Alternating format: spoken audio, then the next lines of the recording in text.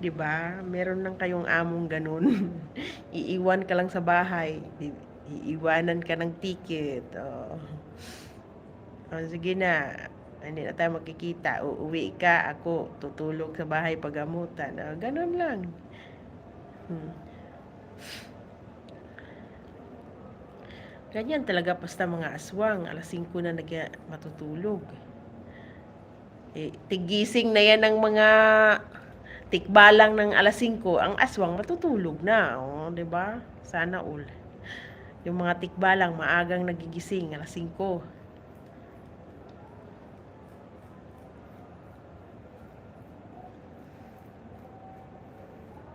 Tapos pagising ng tikbalang, tutulog ang aswang. Ah.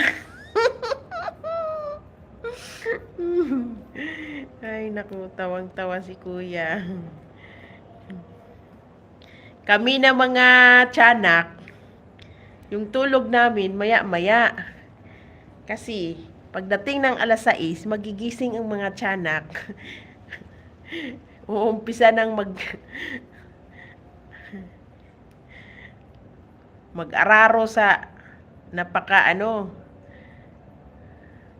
wala pong maaswang ang aswang. Ay, marami. Doon ka mangangaswang sa YT. Sa YT na lang tayo mangangaswang. 'Di ba? Ganyan na ang buhay ng mga aswang sa YT. Yung mata nang gano'n na, oh. Kakaharap sa CP.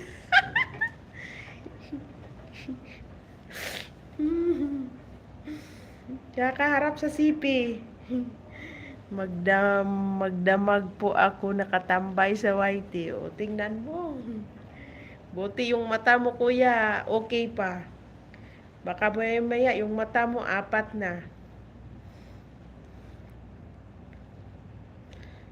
Kaya katingin sa cellphone.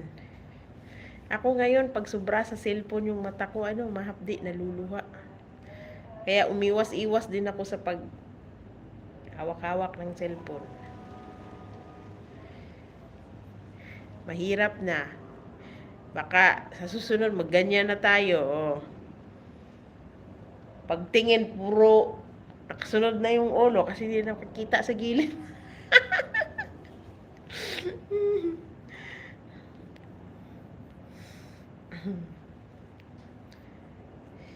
Nag-end na pala si Mami Malin.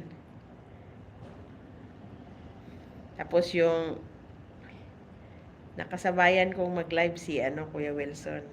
Arang si Kuya Wilson, uy, Kuya Aw, may alam ka ba na may pinunta, may friend kasi ako na tong nasa Europe din or US. Tumigil na siya sa pagka-screencast kasi nga may kaibigan siyang palaging viral sa screencast. Na-demoni dahil sa screencast na yan. Yung kaibigan ko na yon, pag pumunta ako dyan sa live niya, grabe, ang dami niyang viewers. Minsan isang beses naka 1,000 viewers siya. Kung magaling din siyang gumawa ng mga mga luto-luto na parang nakakaaliw din sa viewers ba. Nagtaka ako, nung kahapon nag-live siya, 2 araw na, hindi siya nag-screencast. Sabi ko, ano nangyari lang ka? Pero kahit nag-normal live siya na nakaharap sa cam, may mga viewers pa rin, nakakaabot din siya ng 74, 75. Anong nangyari? Bakit hindi ka na nag-screencast? Sabi niya, tumigil ako kasi natakot ako eh. Ha? Bakit?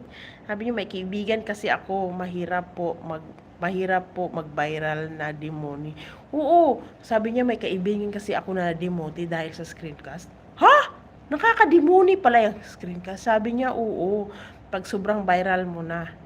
Ay, ganun. Kaya, bigla niyang na-stop yung screencast. Wala na tayong mapapala dyan. Viral ka ng viral, mademoni ka naman pala. Mabuti na yung ganito. Normal. Hayaan mong maliit lang yung views. Ang importante, tuloy-tuloy, di ba?